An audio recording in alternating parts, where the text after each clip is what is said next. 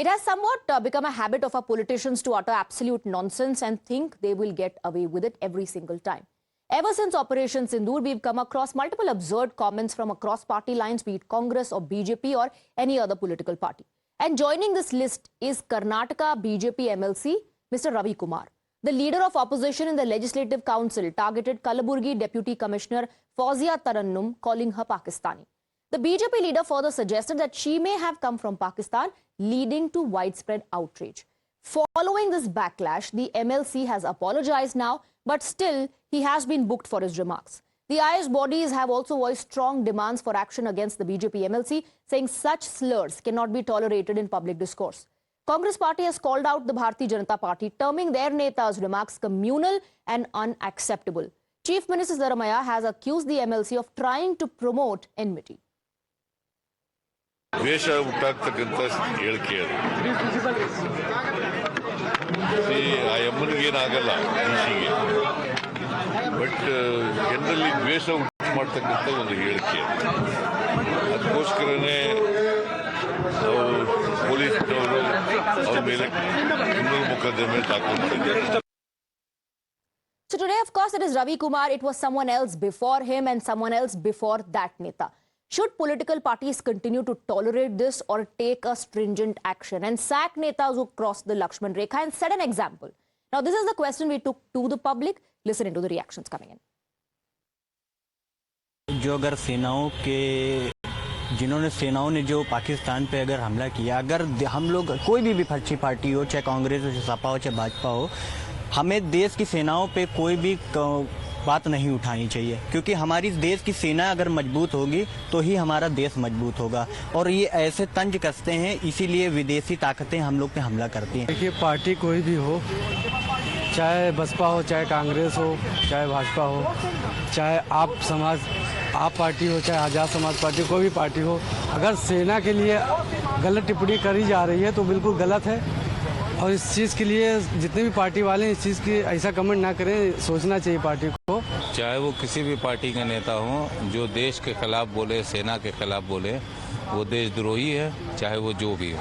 चाहे पार्टी कोई भी हो, अगर देश के जो हमारे सैनिक देश की रक्षा कर रहे हैं, उनका मनोबल तोड़ेंगे तो उस पर एक्शन हर हाल में होना चाहिए। बिल्कुल एक्शन होना चाहिए और आर्मी का राजनीतिकरण नहीं होना चाहिए।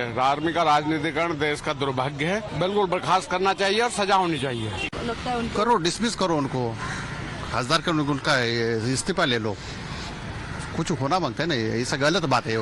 हो गया ये भले इतना अपना भारत के आप बता रहे हैं, अब सिंदूर ये कर रहा है, सिंदूर का वो ये कर रहा है, तो ये गलत बात है। ऐसा ये तो अपने देश में महिला के साथ में इतना करते हैं तो गलत है बात।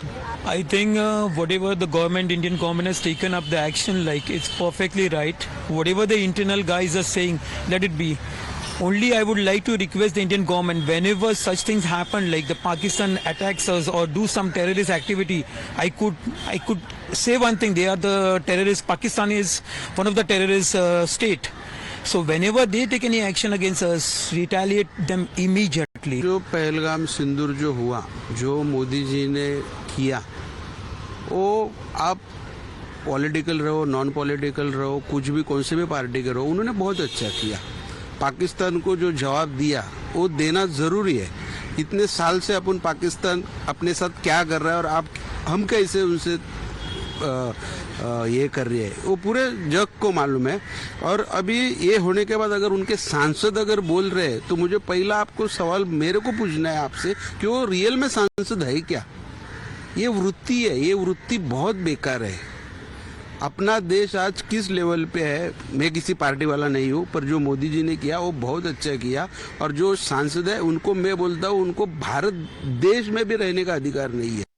करना चाहिए, क्योंकि उन लोग वो एरिया में नहीं गया, अभी बॉर्डर एरिया में वगैरह इनको गया भी नहीं, इधर से बात करता है ऐसी करके। इनको एक्चुअली क्या उधर चल रहा है उनको पता नहीं है, इसलिए इनको खिलाफ बोल रहे हैं, इनको निकालना चाहिए। 100% निकालना चाहिए। ये ओनली फॉर इकोनॉमिक्स और कुछ नहीं है। सबका कहीं ना कहीं हित है और सब अपनी पॉलिटिक्स करेंगे ही करेंगे, उसको कोई रोक नहीं सकता। और ये गुड है, कोई इनफ नहीं है।